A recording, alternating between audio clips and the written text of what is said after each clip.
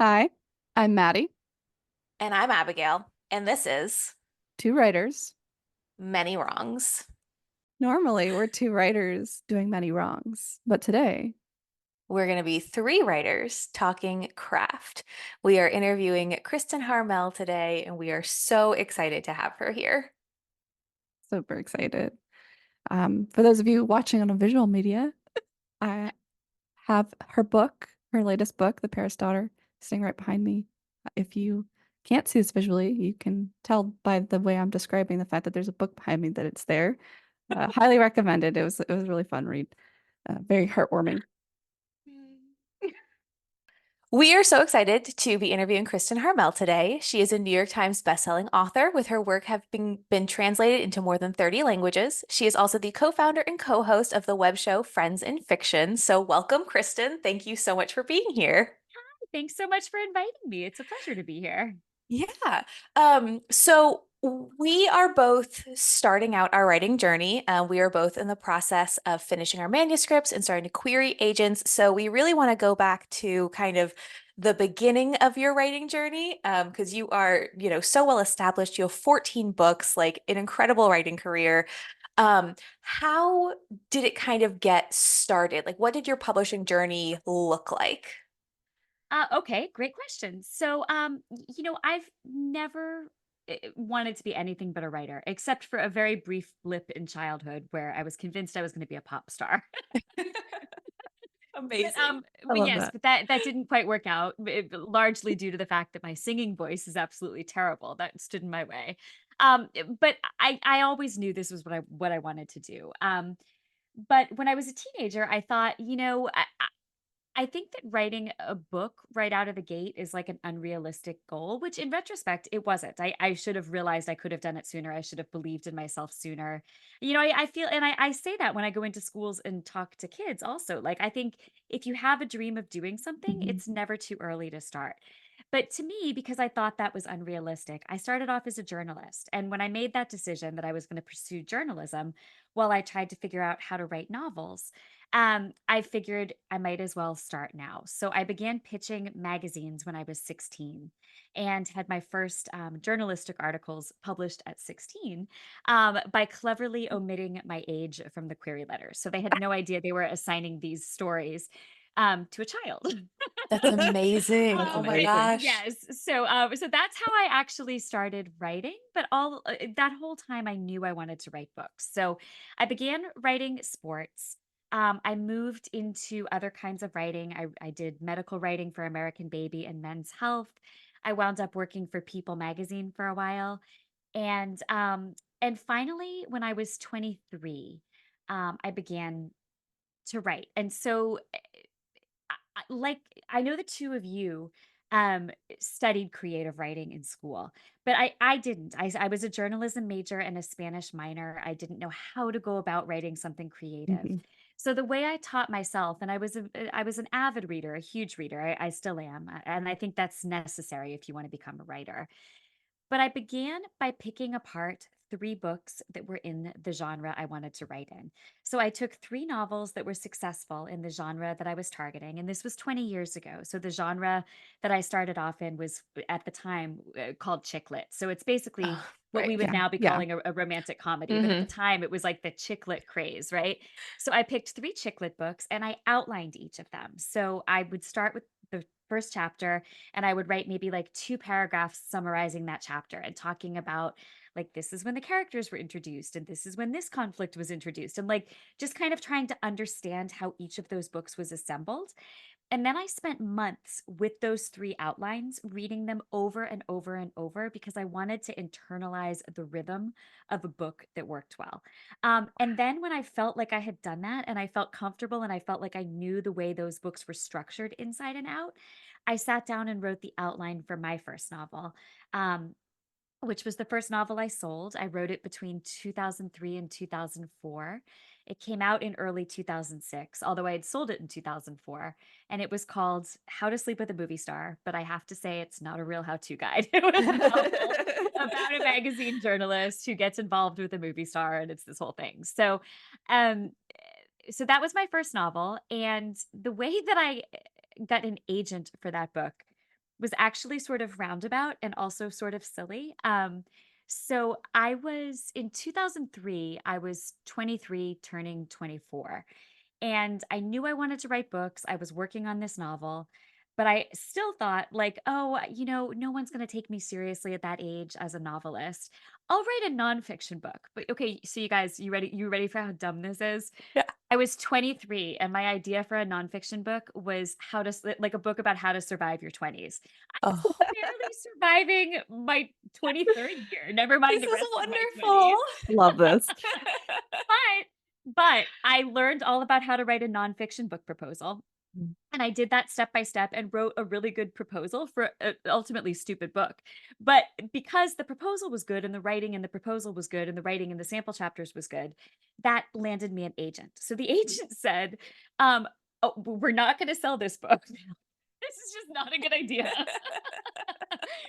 But do you have anything else you're working on? And I said, well, I do have this novel. And she was like, let's see it. And that was sort of the beginning of my career. So she pitched it around. And I remember that I got the call from her on April 1st, 2004. So it was April Oh Fool's Day. Oh God. my gosh. Saying Warner Books, which is now part of Hachette. It is turned into Hachette Book Group, but it was Warner Books at the time. Mhm. Warner Books would like to buy your novel, and I was like, "That's the worst April Fool's joke ever! Like, what's wrong That's with so That's you? so Why would you mean. call Yeah. yourself like that?" She was like, "It's not a joke," and it wasn't. That was my first book sale. So, yeah. So I sold it in April of 2004. It was part of the launch of a new chick lit imprint called Five Spot. Oh. So it came out a little later than it probably should have because it was part of that launch, but it came out in February 2006, and that was the beginning of my writing career. Oh my That gosh. is incredible. There's a couple things that I want to circle back to. One, Sure. I really I really love that you thought, "Oh, I can't just write a book. I have to do something else first," Right. because that's real. I went Yeah. into Mhm. technical writing because like I knew that I Yeah. wanted to be a writer, but I'm like, I obviously am not going to be able to just write a book. So I'm just going to write something. And so technical writing is the way I went into that. And I really liked the research aspect of it, and that's kind of what drew me to it. But and I also want to circle back to you pitching a nonfiction book, and that's what Mhm. landed you your agent. It was kind of cool. Like you kind of failed successfully. Yes, exactly. Always fail up. Mhm. Yeah. But I think that's kind of like an important thing because Yeah. we just did a proposal for AWP. We did one last year and we didn't get picked, but we're doing it again this year because it's like even if we Nice. failed, there's so much to learn. Every time we do it, it Mhm. became a little bit easier. So sometimes you're like, I don't know if this Yes. is the right path for me, but you got practice doing a proposal and you got out there and found 100%. somebody found you. So I think that's such a cool thing to even it didn't turn out the way you expected it to, but it turned out you got what you wanted really in the end. Mhm. Well, and I'll address both of those points. One, I will say that I will never for a second regret starting off in journalism. The Mhm. only thing I regret is that I wasn't actively working on a novel at the same time because I Mhm. didn't think I could do it. I didn't think I knew how to do it yet. And I think if I had believed in myself a little bit more, I would have started earlier. But that said, probably just like technical writing was for you, journalism was a great start for me because it taught me Yes. a lot of things that have served me well throughout my career as a novelist. It taught me research. It taught me how to understand and write real engaging dialogue. And it taught me not to be afraid to approach people to ask questions. That's Mhm. not something that comes very naturally to me, but I had to learn to do that as a journalist. And now, when Absolutely. I need to ask people things for research for books, I know how to do it in a professional manner, and I know how not to be scared of that. So I feel like journalism helped me. Um, and then what was the other point you made? I'm sorry. Clearly I haven't had enough cups of coffee yet this morning. My brain's not working. I was just Um, talking about how you failed successfully. yes. It's funny. I think if there's any opportunity that presents itself that has anything to do with writing or the type of writing you want to do or the subject matter you want to write about, take the opportunity. I took a screenwriting class several years ago and I wrote a script and it wasn't very good, but like I learned the ins and outs of screenwriting and it's something I've dabbled in a little bit here and there. And, I've shown my script to people like that first script to people. It hasn't really gotten any traction. Um, but doing that and not being afraid to fail and writing a screenplay that Yeah. wasn't particularly good led me onto a path to understand how to write screenplays. And now I'm doing writing for screen. Like, so it wasn't what I thought I would do. I'm writing for television now.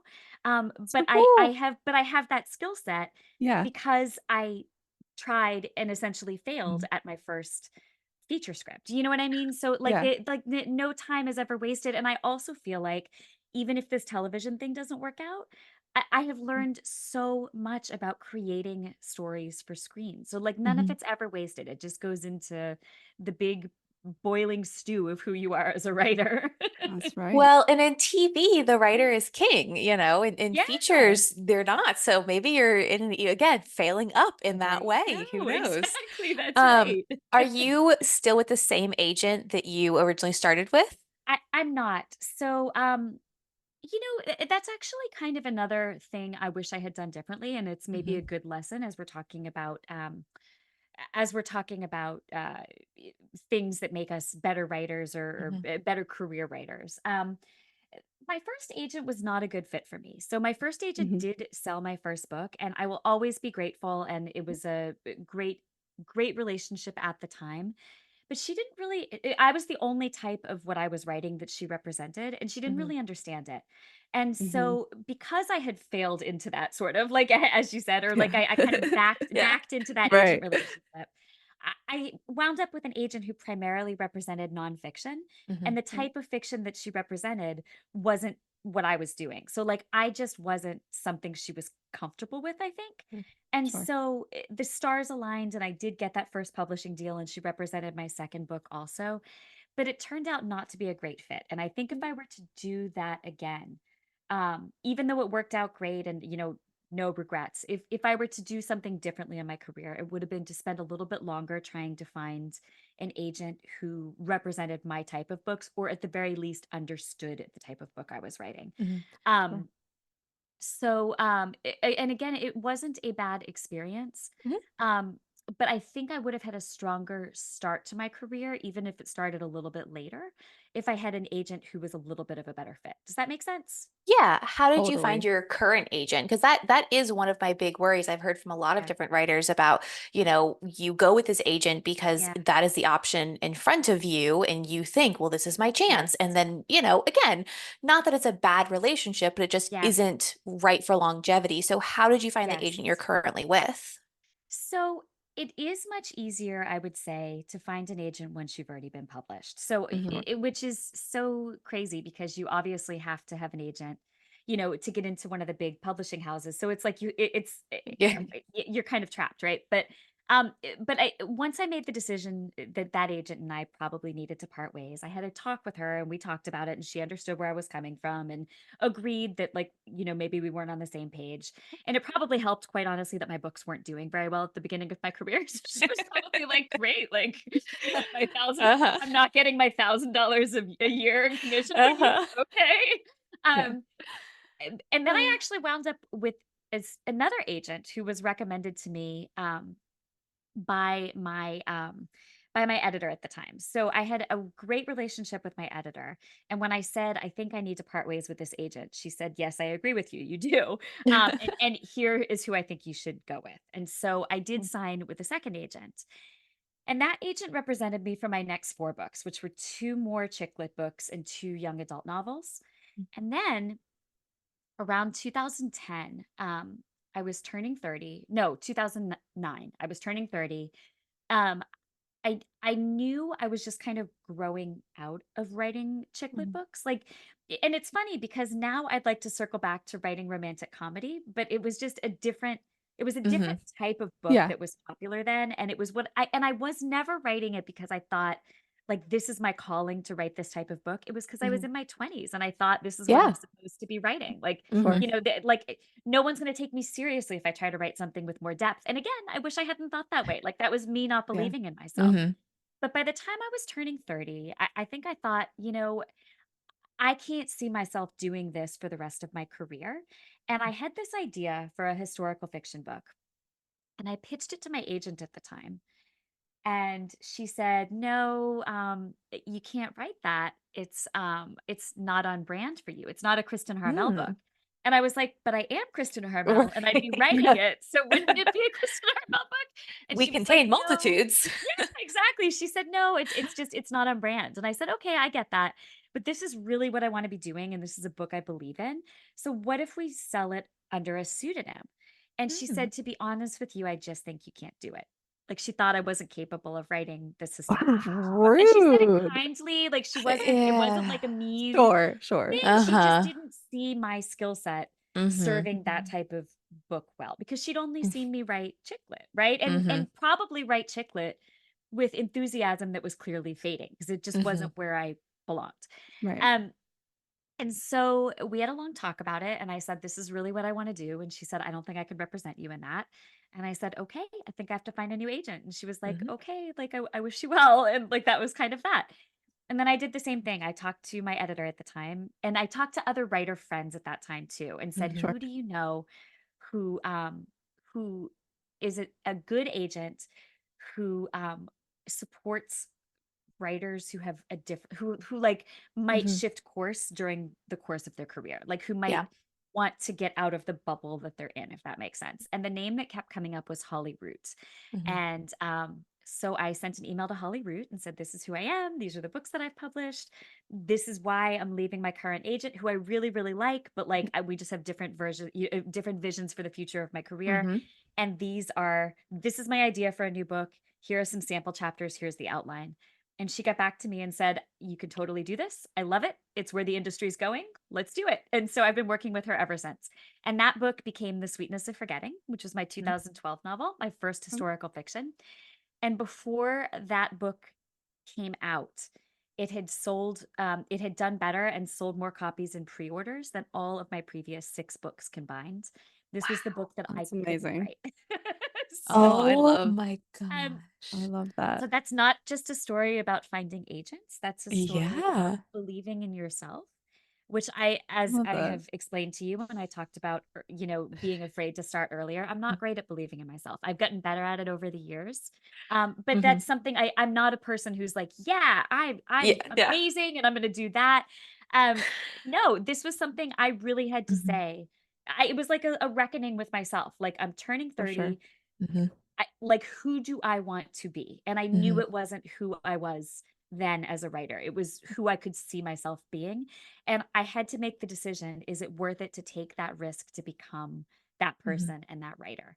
Um, and that is something I think about often when I'm faced with decisions in my Mhm. career, because Mhm. people aren't always going to say, people aren't always going to, give you the thumbs up and say, "Yes, do that." Like, sometimes you have Mhm. to give yourself your own thumbs up and your Yeah. own Yeah, encouragement and your own wind beneath your wings, so to sure. speak.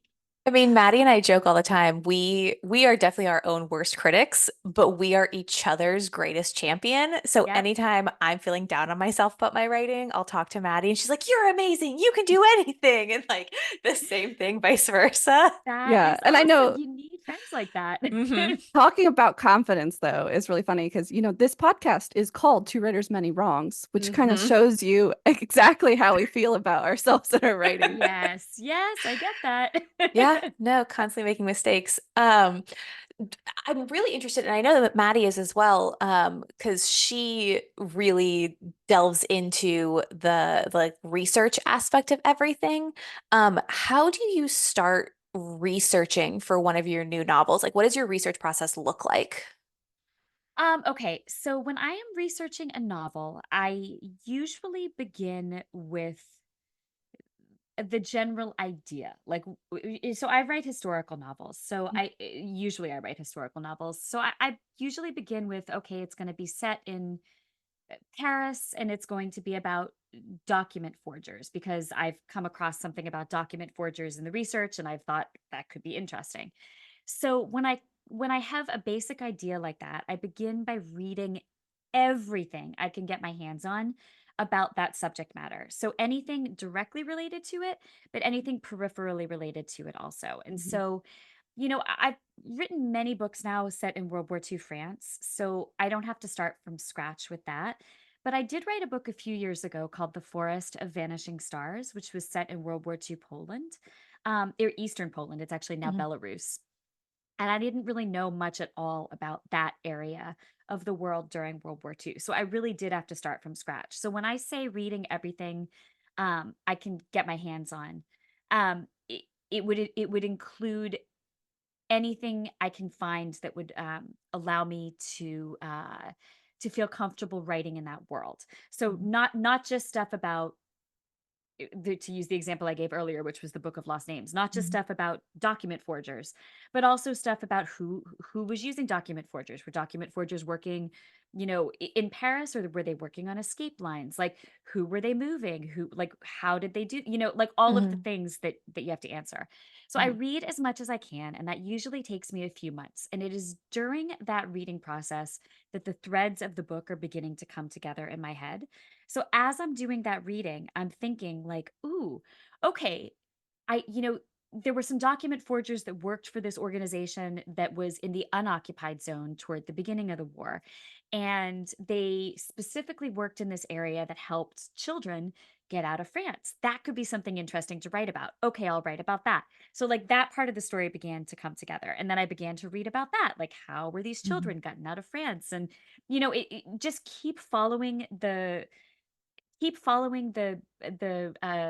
ideas that the research gives you, and those threads begin to just sort of weave themselves together as you go. And then once I've done that research, I usually walk away from that research with like kind of a broad idea of what the book's going to look like, who the characters are going to be, and then I sit down and outline. I When I'm outlining, I outline with all of those research books by my side. So as I'm writing the outline, which is probably the most creative part of the process for me, I write really long outlines. They're like 20,000 words, which is crazy. Wow. But like one of my finished books is about 100,000 words. Yeah. So it's about a fifth of a finished book. Wow. But while I'm writing those outlines, I'm referring back to the research material. And as I'm seeing the story come alive on the page with those characters, with those plot points, I'm constantly filling in research that helps guide the plot forward, if that makes sense. And Mhm. then once I've done that, I sit down and write a rough first draft without using the research material for the most part. Not that I Mhm. don't refer to it, but I'm not thinking like what was the exact food they would have been eating in December of 1941. Mhm. And I'm not thinking what was the weather on July 16th, Mhm. 1942. Like I'm those details that would require me to go down a long research Mhm. rabbit hole, like Yeah. a long research path. Mhm. I put TK in the manuscript, which is it's from my journalism days. It just means to come. And I am aware that K is not the first letter of come. Yeah. But it's TK because that's an Mhm. unusual letter combination. So if you Mhm. search a manuscript for TK, everything comes up. So like That's it's like brilliant. leaving a blank that you can find later. Um Yeah. so I might say like, they sat down to a dinner of TK, and TK cooked in the TK, or like, Mhm. she Yeah. yeah, I don't know, or like, Yeah. or I'll say like she turned on the light, and I'll put in parentheses TK, did they have electricity? Or Uh-huh. like Yeah, I'll yeah, put yeah. questions to myself. But like instead of searching for those answers, Mhm. which would slow down the drafting process, I just leave blanks and I come Mhm. back to them later. So I'm relying on the research I did at the outline stage Mhm. to guide me through the first draft. And then Mhm. when I have written that sloppy first draft, I go back and fill in all the research. And that is often when I do the firsthand research too, because I want to have a handle on the story, Mhm. and what the shape of the story is and what I need to fill in before I approach people. Like before I approach, for instance, in my case, people who survived the Holocaust, people Mhm. who survived bombings during World War II, people who lived in those cities during World War II, people who were part of the French resistance during World War II. Like whatever the book calls for, I try to, if it's possible, interview people who actually lived through the events I'm writing about. And I also try to interview historians, whose job it is to know about these things. But I want to know first Mhm. what I need to know before I begin asking those questions, because I don't want to have to go back to those people like 10 times. You know what I mean? Like that's Right. not fair to them. Like I would Mhm. rather come to them with a concise set of questions and then let the conversation flow. And then that often guides the shape of the book too, because when you're talking to people who have lived through something or people who are experts in something, they might say something that doesn't quite click with what you thought or what you wrote, Mhm. and that would change the shape of the story. Or they might say something that inspires a new thought for you. So, for example, The Forest of Vanishing Stars, which is the book I mentioned that is set in the Mhm. in eastern Poland, which is now Belarus. Mhm. Um, that was a book about Jewish refugees in the forest, hiding in the forest during World War II. And so, one of the people I had the great honor of talking to was a man named Aaron Bielski, who had, with his brothers and with a group of about 1,200 people, survived in the middle of this deep forest. He was a Jewish refugee. He was Mhm. 14 years old when he fled into the woods, and he spent the remainder of the war there. And Mhm. one of the things that he kept bringing up as we talked was the guilt he felt for living while his parents died. So Mm. the Germans came for his family when he was 14. His parents were taken away. He hid in the barn, and the Germans didn't find him. But his parents were killed in a mass execution that weekend. Um, he fled at 14, but has carried for the rest of his life, and he's in his late 90s now, has carried that guilt for the rest of his life of living while they died. And Wow. n- understanding that and understanding the way that that had echoed through his life through the years um, shaped some of the characters in the book, because I mean, I knew that would be a feeling that you would have, but I didn't Mhm. think it didn't resonate with me as much until I'd had that conversation with him, and that Sure. shaped some of the characters. So Mhm. that's just an example of the way that sometimes the research can influence not just the plot and the plot points, but can also influence who the actual characters are. Does that make sense? Absolutely, yeah. Absolutely. I think that's really interesting that, you do a lot of research up front, but then you have to kind of fill in some details later. Yeah. Mhm. Yeah. And talking with people is so unique. You find out Mhm. feelings and emotions that you try to put yourselves in the shoes of other people, Yeah. but you don't truly understand the depth of things Mhm. until Yes, you have the opportunity to talk to them. that's How true. do you find the people that you want to interview? I mean, I know that you lived in Paris for a time, so I'm sure that there's some resources that you have there, but how do you find these people to get their stories? It depends on the book. And it depends who I need to talk to. Mhm. So I would say it happens in all different ways.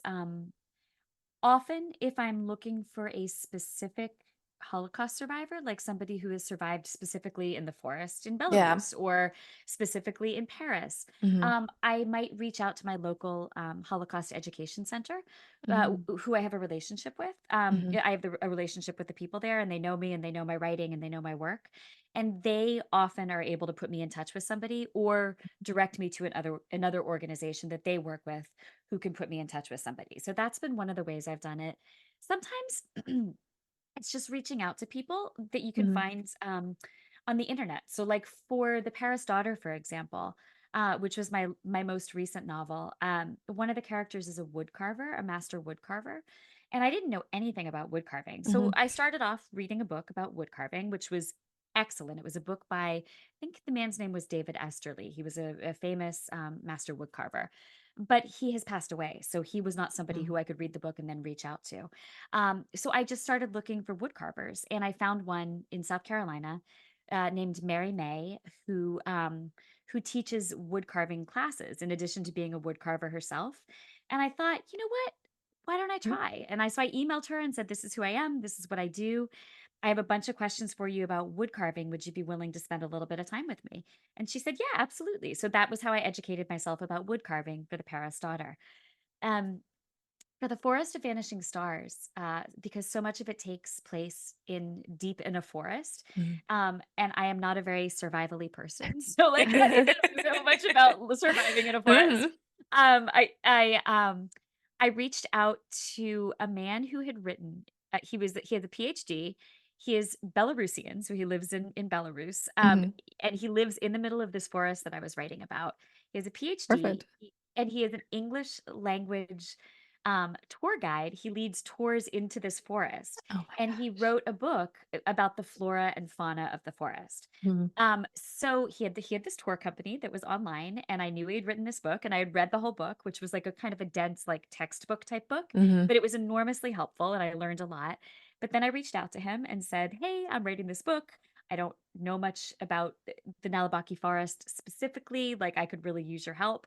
And we set up an arrangement where, because it was during the pandemic, and he was no longer leading tours because nobody was traveling across borders at that point. Mhm. So his that side of his business had totally dried up, and he needed to pick up a little bit of work, and we arranged that I would pay him by the hour to go over passages in my book that I wrote, like basically using his textbook, Mhm. like, using what I thought I knew. But then I would send it to him, and he would send me things back like, yes, this is good, but that mushroom doesn't grow in that part of the forest. Or, Love that. uh, or, or yes, this is great, but your chapter takes place at the beginning of May, and this flower doesn't bloom until the middle of June. I mean, it was stuff like that that I It's never ever amazing. could have gotten from a book or even from Yeah. going there. Like that's Yeah. just, or I would send him questions like, okay, the characters are in this part of the forest, it's April, the skies open up. What would they do for shelter if they found themselves Mhm. in the middle of a rainstorm in this part of the forest? And he would write back and say, they would find these old hollowed out oak trees, which are plentiful in that area of the forest. And because I wanted you to Amazing. understand it, I went into that area of the forest and took a picture of myself standing in an oak tree. And you can Oh, see from the way that I'm spreading my arms that you could fit 3 to 4 adults inside of this tree. Like, so it that's was so incredible. lovely. But it was amazing, and that is what made that book, that and talking to that Holocaust survivor I Yeah. mentioned, Aaron Mhm. Bielski. Those were the 2 things that made that book come alive, that Mhm. person and Aaron Bielski. And if I hadn't had the courage to go and talk to people Mhm. or ask Mhm. those questions or seek those people out, Mhm. or if I made the mistake of thinking, "Well, I've read about this, so I know everything." Yeah. Like, Mhm. those books would not have come alive on the page the way they did. So that's important to do. Yeah, Yeah. you find a lot of detail by having the Exactly. opportunity and bravery to Mhm. talk to other people. Like I recently Yeah. found out, since I write science fiction, I recently found out my friend, he works at NASA, and he Oh, said they cool. used to Okay. have a program where science fiction writers would be invited to speak with the people that work at NASA and ask questions, and they teach like little classes and stuff.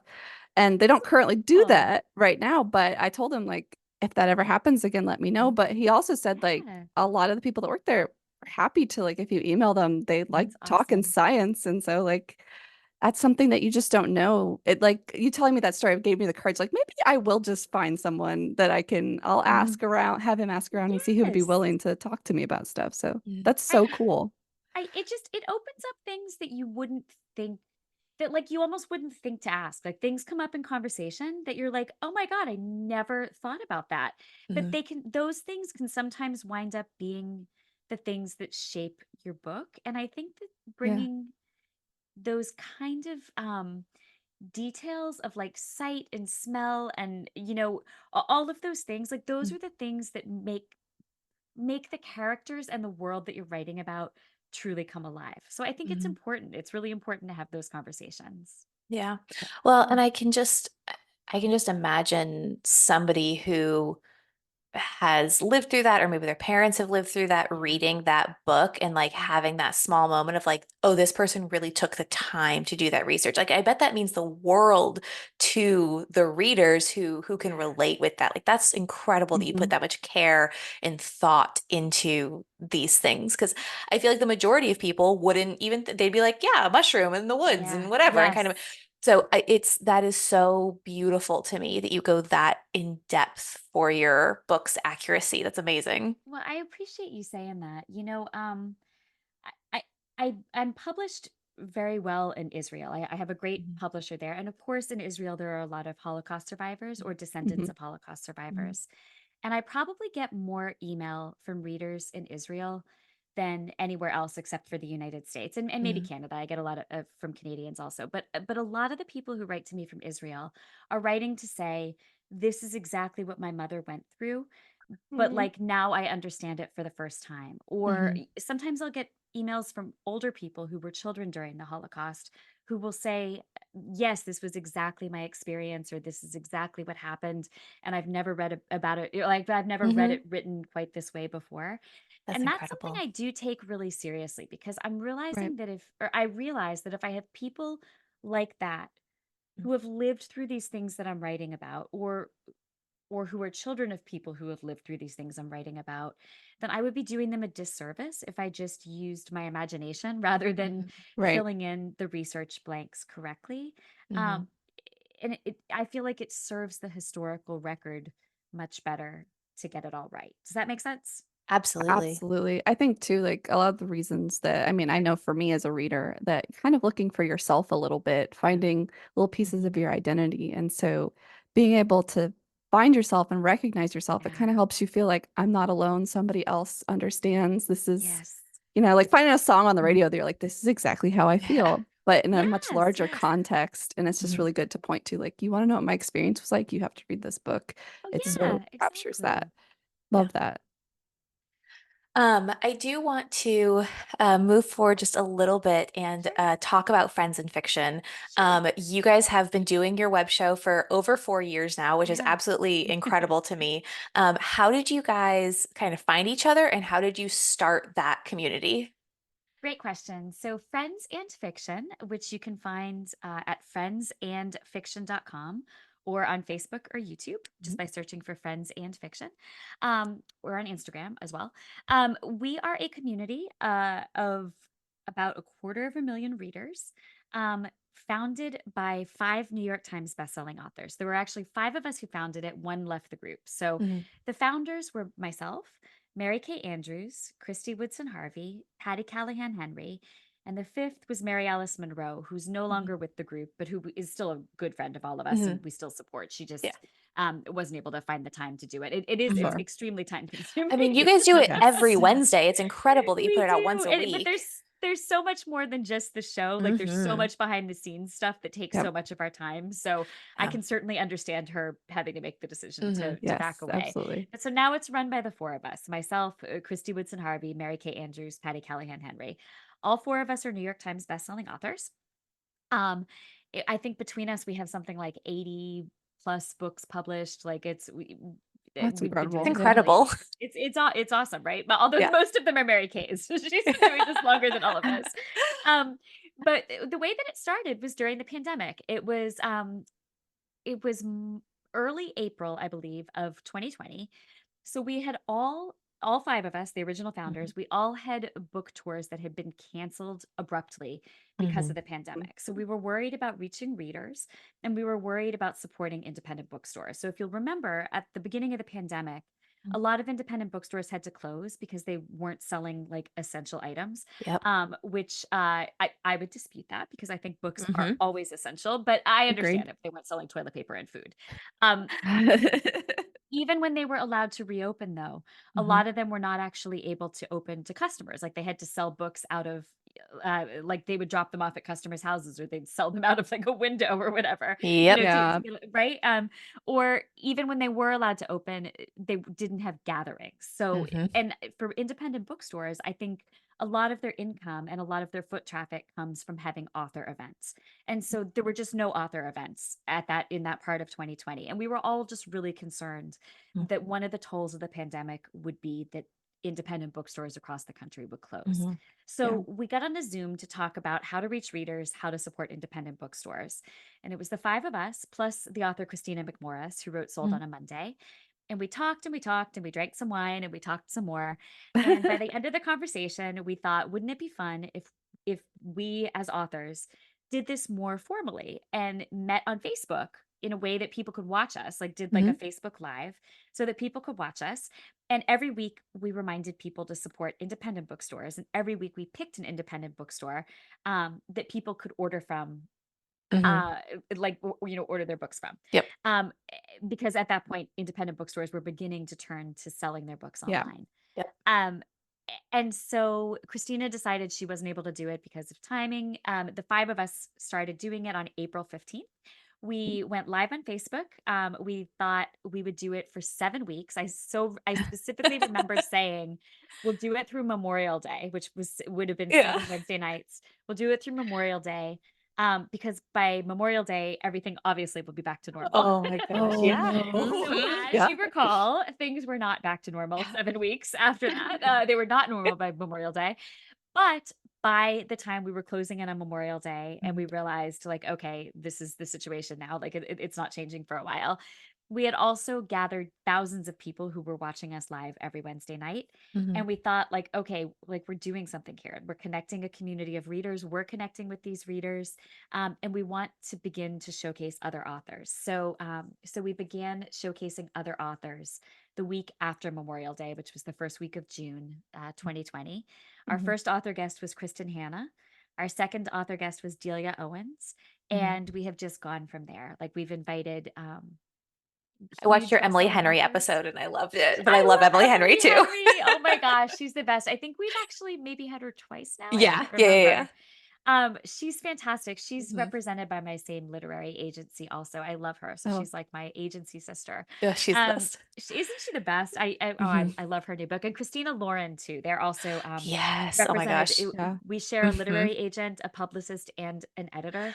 Oh, And how oh my funny. God, and they're just the nicest two people. Mhm. Like, I mean, Yeah. you just had them at Writer's Block I was gonna say recently, didn't we you? just did their Yeah. event at Writer's Block. Yeah, absolutely. I actually didn't sign up to work that event early enough because there were Oh, so no. everybody at my bookstore loves reading romance books, and so like we all like fight each other to work these Oh, that's events. awesome. Yeah, yeah. So no, but it's fantastic. I mean, it makes my heart so happy that you support independent bookstores so much because our Yeah. listeners do know that I also Yeah. work at an independent bookstore.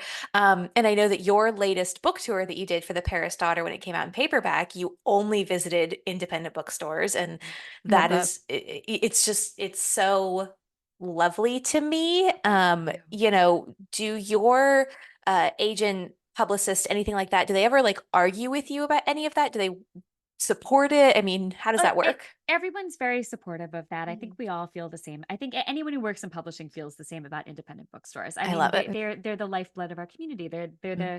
They're the ones who keep us all afloat. I mean, Mm-hmm. they independent bookstores bring readers in. Independent bookstores provide wonderful recommendations that aren't like pay to play recommendations. Right. Right. Yeah. And they most of them host author events that Hmm. give people exposure to authors that they might not know or that they might Hmm. know and love more now that they meet them in person. But I will say I do also support, you know, Mm. I like the idea of just having a bookstore in your community. Yep. So I also support, for instance, if you have a Barnes and Noble in your community, I think that's Mm-hmm. wonderful to go and visit your Barnes and Noble because you want to keep that bookstore in your community Hmm. also. Like I think it's just any place that's dedicated to the celebration of books, I think is wonderful. And I think Barnes and Noble individual stores are being run a little bit more like independent Hmm. bookstores than ever before. Like I think they're being Yeah. run with more autonomy for the store Hmm. managers.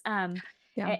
Yeah. And less paid placement in the Yeah. stores. So I think Hmm. it's just it's nice. It's nice that we have a lot of places to go and get books. Yeah, I worked for Barnes and Noble for about 10 years Oh before wow. moving to the independent bookstore community.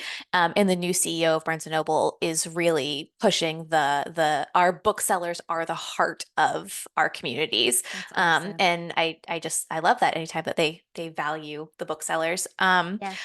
I know that Maddie and I each have our own questions, but we have about 15, 20 minutes left. So I do just want to ask one more question Sure. for me, and then I'll let Maddie have hers. Sure. I just had a baby. She's 3 months old right now. Congratulations. Thank you. Every event that I have worked for you, your son and your husband are always there, so supportive. It makes my heart so happy. But Oh. how do you balance being a mom and being a writer and prioritizing that writing time? That's a great question. It was harder when he was younger. Hmm. Now he's in school. He's 8 now. My son is 8. He's about to start third grade. Um, and with him being in school, that gives me writing time every day, writing time and work time. Because as Hmm. you both know, because you're doing this podcast, Yep. being a writer is about much more than just sitting down and putting words on the page. There's Yeah. so much more to the business of writing that eats up huge chunks of your time, Yeah. right? Yeah. um, but so at now in my life, I get my writing work done before he wakes up because Mhm. I'm not a night person. I'm a morning person. I Mhm. work very well in the morning. I'm brain dead in the evening. So I work before he wakes up, and then I get him ready for school and get his lunch packed and get his breakfast made and all of that and Mhm. take him to school. And then I come and work until his school day is over. I also steal time on weekends. So like my husband will take him for a few hours on a Saturday morning, for example, while I'm stuck at my desk writing, but like that Mhm. helps me to get the hours in that I need to. This summer, he's in some summer camps. Like he's at a summer camp right now, Mhm. which is allowing me the time to have a conversation with you two and, Love it. sit down at my computer and get a little bit more writing done. Mhm. Um, when he was younger, I think it was more stealing the hours where I could. Working before he was up in the morning, but Mhm. also working like having like my husband knew he was responsible for Noah until he went to work in the morning, for Yeah. example. So like Yeah. my husband might have to leave for work at Mhm. 8:30, but that meant that if I get up at 5, I could work from 5 till 8:30, Mhm. knowing that my husband was taking care of things. So like just My finding husband those has moments. Maggie right now, and it's like, You I know, was doing the nap times, exactly. doing all right, exactly. But he it's always hard when, both parents are working kind of Yeah, thing. it But is. It yeah, is. having a supportive partner is making all the difference. You are totally right. I will say the biggest complication, well, two biggest complications now are one, if I'm on deadline, Mhm. because when you have a child, you can't just be like, well, I'm not going to parent you today. Like, Right. I'll see you in a few days. You know Yeah. what I mean? Like, so like you can't like Mhm. work through that. But there are Right. certainly times I've been guilty of, we come home and I'm like, look, I've bought you a Lego set. Go do that. And like that buys me 2 hours. Uh-huh. Yeah. Yeah. Yeah. We do what Um, we have to. we do what we have to, and luckily he's super into Legos, which is good. But man, that's Mhm. an expensive habit. Oh my gosh, Um, yes. and then it's difficult when I have to go on the road. Mhm. When I go on book tour. So sometimes a lot of my speaking engagements are just like like I just have to go away for one night, and Mhm. that's usually pretty manageable. But when I am on tour for a week or two, that's really tough, and it asks a lot of my husband. So sometimes my Mhm. mother-in-law will come up and help, and Mhm. it takes a village, right? Yeah, that's really Yeah. nice. Lovely. Yeah. Thank you. Yeah, All I right, love Maddie. that. Even though I don't have kids, I do know like you kind of sometimes just have to steal some time away. Mhm. Yes. You just have to carve out that time and be, I don't know, like I know it's not selfish, but it feels selfish. Like Mhm. Yeah. I'm just gonna take this time. I need my husband to take care of stuff with the dogs so that Yeah. I can carve out this Yeah. time. But my Well, Yeah. dogs are very needy, so Yes. but and they're children. Yes, they're your Mhm. children. I will say, speaking of that, when we were talking earlier about the beginning of my career, I Mhm. always try to mention I wrote my first book, and then I actually wrote my first 6 books while I was working full time for People magazine. Well, Mhm. not I shouldn't say full time. I was working full time hours. I was not a full Yeah. time employee. I Mhm. was it whatever. Absolutely. But I was a reporter for people working full time hours, Mhm. and so the way that I fit that into my schedule when I was writing my first book, so before I knew for sure that it could be a source of income, when it was just something I was doing because it was a passion, right. I would set my alarm an hour earlier than I knew I needed to be up. Mhm. And I would get right out of bed. I had an automatic coffee maker, so the coffee was already made.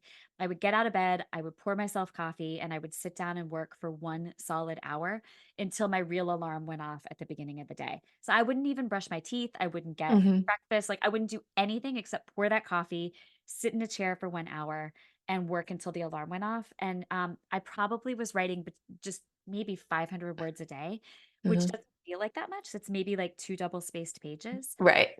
But 500 words a day, if you keep writing them, add up Adds up. to like, Oh I mean, that yeah. adds up to a book in less than a year. So, Mhm. it That is was incredible another dedication. example, Yeah. well, it's just another Yeah. example of stealing time. Like, Mhm. Yeah. where in my day can I steal this time to do something that I feel passionate about?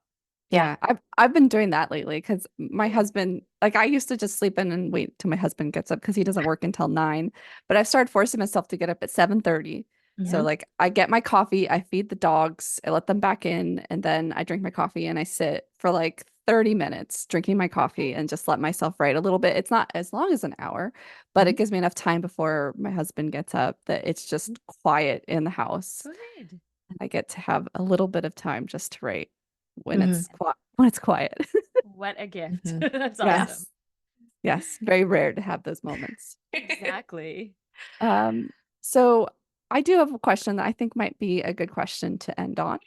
Mhm. Perfect. Um, if you could give aspiring authors one piece of advice to take away from this episode, what would it be? Ooh, one piece of advice. Can I have like 10 pieces of advice to give this Absolutely. episode? We'll take all the advice you We'll can take give all us. of it. um, okay, I'm going to give a few, and I think some of them we've already touched on. One, read a lot, and not just in the genre that you want to write in, although you should be reading in the genre you want to write in, but also in other genres, because when you read outside of your comfort zone, you learn things that apply to what you're doing in ways you didn't expect.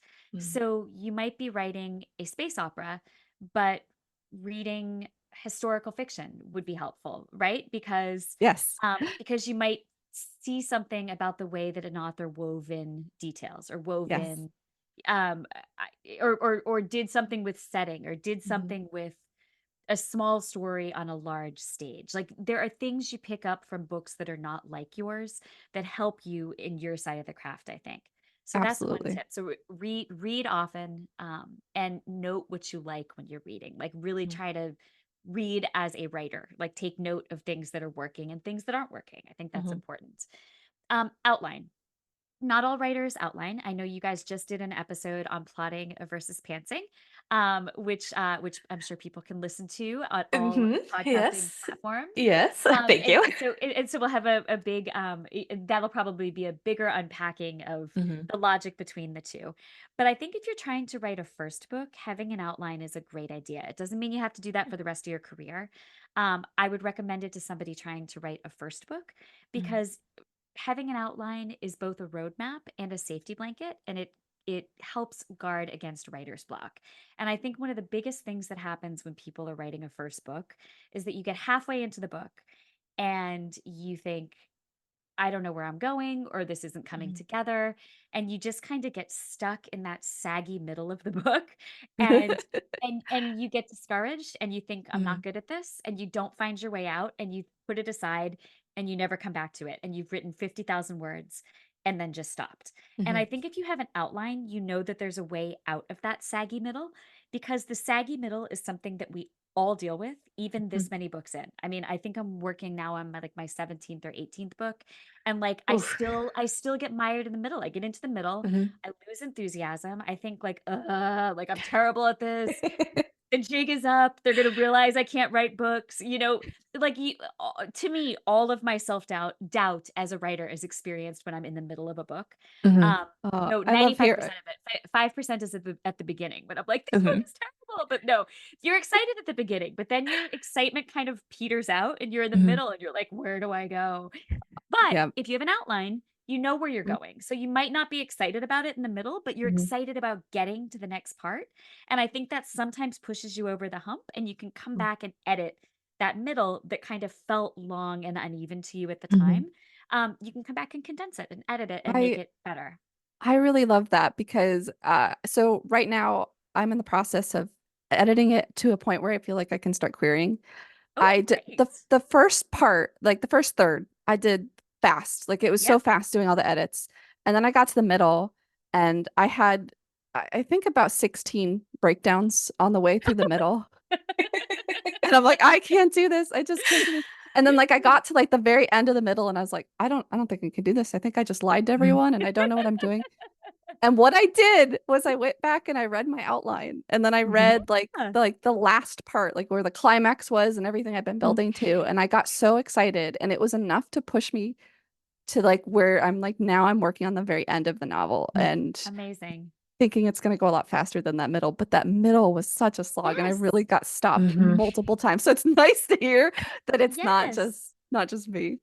No, Mhm. literally every writer I've ever had a conversation with about that aspect of writing feels the same way about the middle of their book. I've never Mhm. met a writer, and now it's not like I poll every single writer I've ever Of met course. about how do you feel about the middle of your book. But anytime we've ever gotten into a conversation about things, I've Mhm. never heard anyone say anything differently. Everyone feels like that about the middle of their book, I Like, that's think. good to know. Hmm. Oh my gosh. Well, thank you so much for sitting down and talking with us, Kristin. It has been educational and inspiring, and I want to go and like keep editing my book now. Like I feel like I have all this Yay! creative energy. So thank you so, so much for joining us. We really appreciate it. Thank you so much for having me. I really appreciate it. And this is great that you're doing this. I think it'll be such a great resource for other writers. Thank you. Thank you. We're Thank you so trying. much. We hope so. I'm Abigail, And I'm Maddie, and this has been two writers. Many Wrongs.